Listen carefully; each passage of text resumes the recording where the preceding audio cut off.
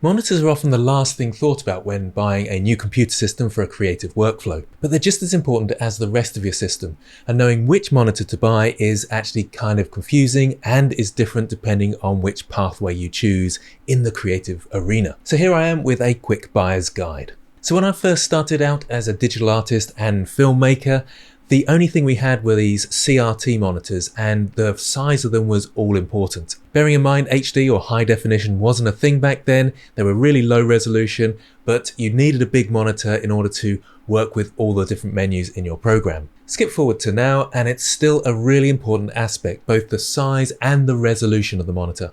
And for good reason, it makes a huge difference, especially if you're working in a 3D program or doing something like video editing. I always want at least 2 monitors so I can have my reference images on one monitor and be working on the other. And although 3 monitors seems a bit overkill, I have got my drawing tablet here as well, so I like to be able to work on that, look at reference images, and then have a kind of render view up on the other monitor. I find all this space really helpful when I'm editing videos as well.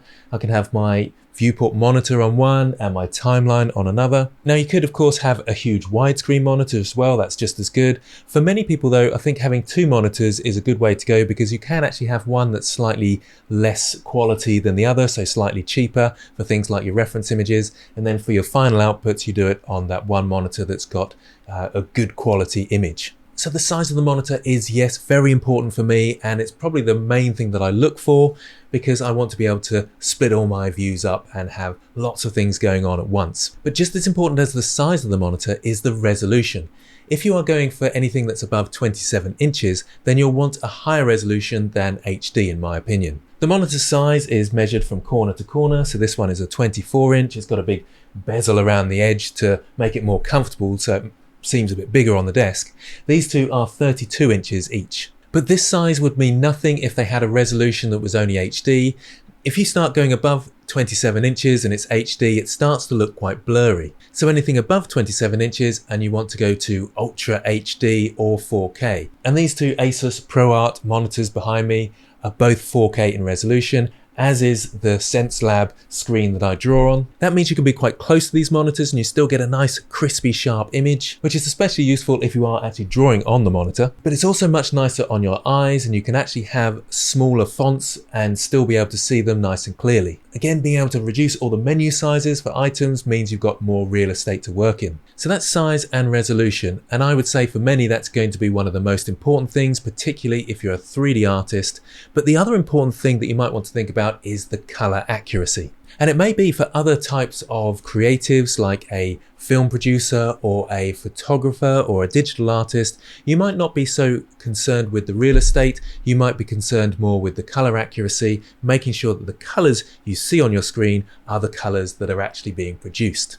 So yes, surprisingly, some monitors don't have great color accuracy, which seems strange because that's its job. But unfortunately, those lower end, lower priced options aren't always that great when it comes to the colors and the richness and saturation. And for many people outside the creative industry, it doesn't matter too much. Let's say you're coding, you don't worry about what sort of colors are appearing in your code. But if you are working on images and you're a photographer or a video editor or a digital artist, you need to know both that the colors are correct that you're looking at for the output going to the client.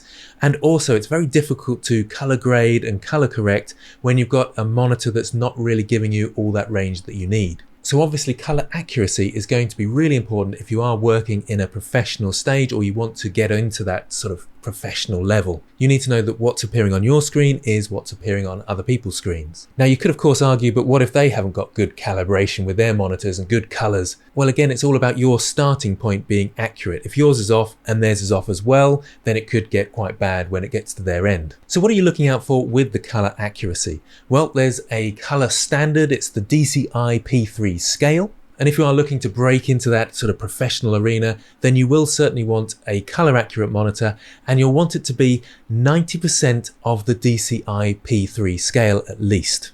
As an example, these ASUS ProArt monitors have a 98% DCI P3 rating. The slightly frustrating thing about this is that not all monitor manufacturers are using that scale. They might use other things. Some of the mid-range or lower-end drawing tablets like the XP Pen or all those other brands that are kind of budget brands, They often refer to the Adobe sRGB scale, which is slightly different, unfortunately. And you'll often see numbers like 120%, which doesn't really make any sense. If you do ever come across those, then you can just look into Google and compare these to the DCI P3 scale, and it should come up with something that gives you an indication of where they really are. The other frustrating thing when it comes to colors of monitors is calibration. And not all monitors come calibrated, so your kind of starting point might be off if you haven't got a calibrated monitor. And some people recommend recalibrating your monitor every kind of 6 to 8 weeks. Although other people are arguing that the more up-to-date monitors don't really need that kind of calibration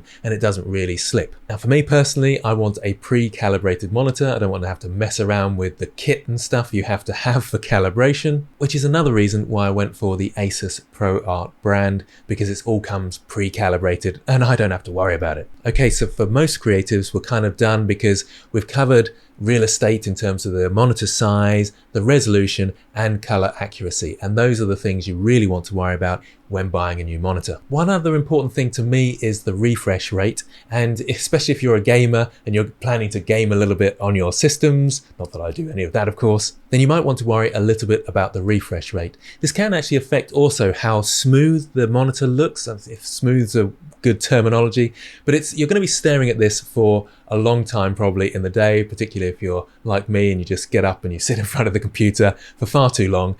Having a good refresh rate or a high refresh rate, which is measured in hertz, is going to be really helpful to you and your eyes. So what is a good refresh rate? Well, personally, I wouldn't want to go anything below 60 hertz just for comfort. You get a little bit of flicker. I feel like you get a little bit of flicker. Maybe it's in my head, I don't know. But I find these ASUS monitors, they're 120 hertz. They're just comfortable to look at. And it does make a tiny bit of difference if you are doing anything that involves motion, so animation, obviously videographers, and gamers might even want even higher, but I'm not sure you can really see it. Maybe that's just me, but 120 hertz, easily enough in my opinion. If you are a serious gamer, they sometimes go up to 240 hertz, but I don't know whether I can tell the difference. These look lovely and smooth to me, and I'm really happy with my 120 hertz. And yes, I do occasionally play a game or two on them. Now, another thing you might want to think about is the panel technology. I don't think you have to worry too much about this, but if you're thinking about getting second-hand monitors or anything like that, it's good to be aware of the kind of progression in terms of the monitor technology. So LCD is kind of old tech now, but so you might see some of those on eBay floating around. And LCD stands for liquid crystal display. I personally would steer clear of that tech unless you're using it as some sort of old second reference monitor that you're not too worried about what the images look like. The next tech up, as it were, is the LED or light emitting diode. They can be good and you get some okay monitors there.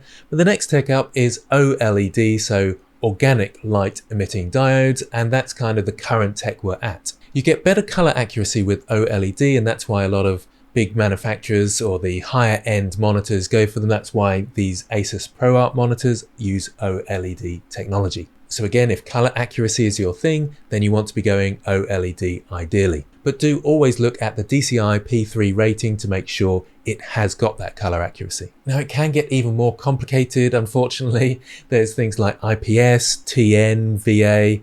I don't really understand the ins and outs of them, but some have better viewing angles, some might be chosen by gamers.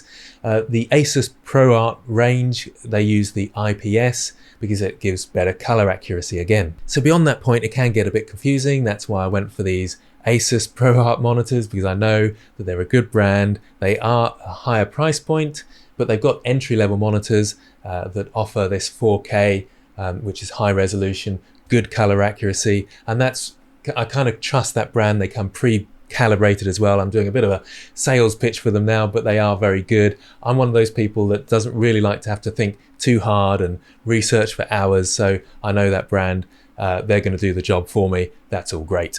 At this point, I ought to say that these ASUS ProArt monitors have been sent to me by the ProArt team for free, which I'm very delighted about, as you can imagine. My previous monitor was an ASUS ProArt monitor. So again, it's that sort of brand that I trust. I've got a laptop here that's an ASUS ProArt laptop. They've got a good range as well, so you don't have to go super expensive, but all their monitors do have a specific standard of color calibration and so forth. They also do this 5-year extended warranty extension thing as well that's worth looking into if you are interested in the ASUS ProArt range. I think they're also running a promotion where you get Adobe Creative Cloud subscription in with their products or something like that. Anyway, you can look it up on their site and see what's about. And of course, I'll put a link in the description to their stuff and maybe even the monitors directly so you can see exactly which ones they are and so forth. Now, there is one last thing that you might want to consider with your monitors, and that's the ports or the connectivity of them. Most modern monitors come with HDMI or DisplayPort. DisplayPort is supposed to be slightly better. You do, of course, need to make sure that your graphics card has the right ports in it and the right amount of ports so that you can connect these monitors up. I have an NVIDIA RTX 4090, so I got something like 4 ports at the back there, so these 3 monitors are absolutely fine. Some monitors also come with USB-C connections. That's quite interesting, especially the kind of portable monitors. That's really great because you only need that USB-C connection because your laptop can then power that monitor and you don't need to carry around loads of extra plugs. So that can be something to consider if you want portability. There are some other interesting technologies. I think these ASUS monitors, I think it's these ones anyway, not that I use it, but you can use the VGA port to power it somehow. Therefore, you can have sort of less wires with all the power cables going. So if cable management is your thing, don't look under my desk because it's not my thing.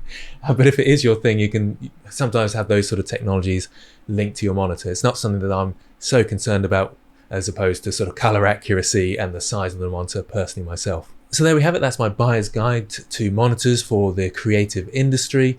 Hopefully you can understand from this that there are different avenues that you want to go down, whether you want the kind of real estate or you want the color accuracy. Those are the 2 main things that I think you'll probably want to consider the most. But then there are things like the refresh rate that might be important to you if you do lots of gaming. Again, a big thank you to the ASUS ProArt people for sending me these. That's who I would choose, and that's who I have chosen in the past because of those different things, the color accuracy and the size and the resolution. That's all important to me, and that's why I choose them. So thanks very much to them, and thanks to you for watching. I hope this helps, and do comment below if you have any questions or thoughts.